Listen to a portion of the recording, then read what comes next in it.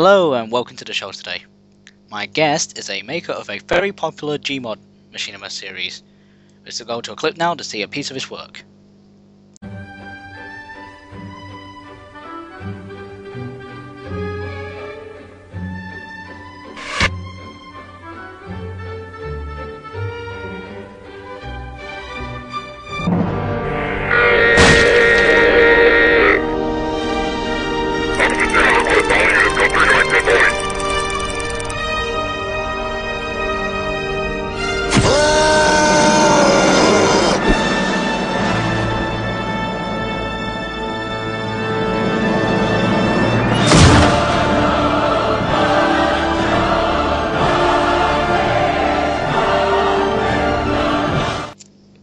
Isn't that just entertaining, folks?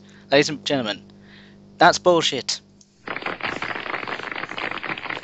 It's DasBoSchitt. I fail. But that's the joke. Okay. Thank you for coming on to the show. Thank you. Now, what got you into writing machinima? What inspired you to do so? Well, it's definitely not writing, but yes, I got into machinima. I just kind of played around on Gary's Mod a lot in general, just because it was fun. There's no goal to bother with or anything like that. And then later on, I didn't really realize it until maybe a year after I'd been messing around in Gary's Mod from time to time that there were actually Gmod machinimas on YouTube. And the first one I saw was The Idiots of Gary's Mod by DJY1991.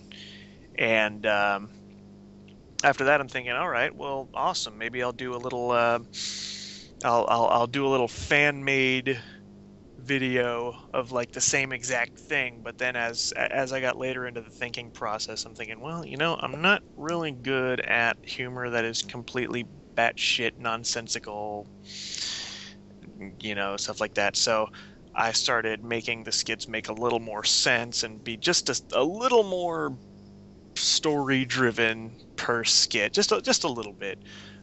And then that's just kind of how it came to be. I wanted to appeal not only to the people who had played Gary's Mod, but to the people who have no idea what it is. So I think that came through well.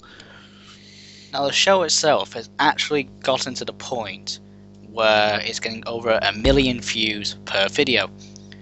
So how does that make you feel that the show is that popular now?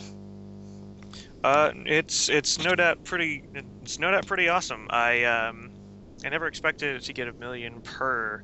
The thing of it, I don't know. I just kind of expected them to only get maybe about 36,000 at most, and but I guess it just kind of went up there. I got a whole lot of exposure from Gary'sMod.com and DJY1991, who at the time had about I want to say like 90,000 subscribers. So he got to show me and get me a little more exposed to a bigger crowd. And I think the fact that it also panders not only to the players of Gary's Mod but the general public, I guess that helps to that point. So it's not within one audience. Now, you make all these videos yourself, correct? Yeah. Well, to a certain extent, I come up with all the skit ideas, I film by myself, I edit by myself, but there are resource people that I have as well. I've got people who make custom maps and stuff. I've got people who do reskinning of existing characters, and I've also got people who do custom models. So they pitch in resources, but for the most part, yeah, I do them on my own. So with all that coming together, what's like the most difficult part of making an episode of the series?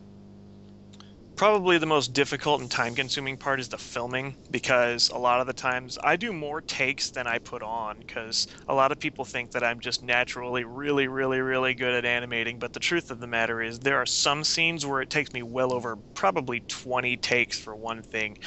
Like, for example, in Idiot Box 4, when Lewis pops up from behind Bill and goes, "Peel's here," his ragdoll kept freezing into the world geometry so many times that it literally took me probably 21 takes just to get Lewis to pop up properly and in a manner of which I was satisfied with. So it takes a while in the filming. I love to edit the most, but in terms of filming, that's the longest, especially with stunts where things break and need to be reset if I screw them up.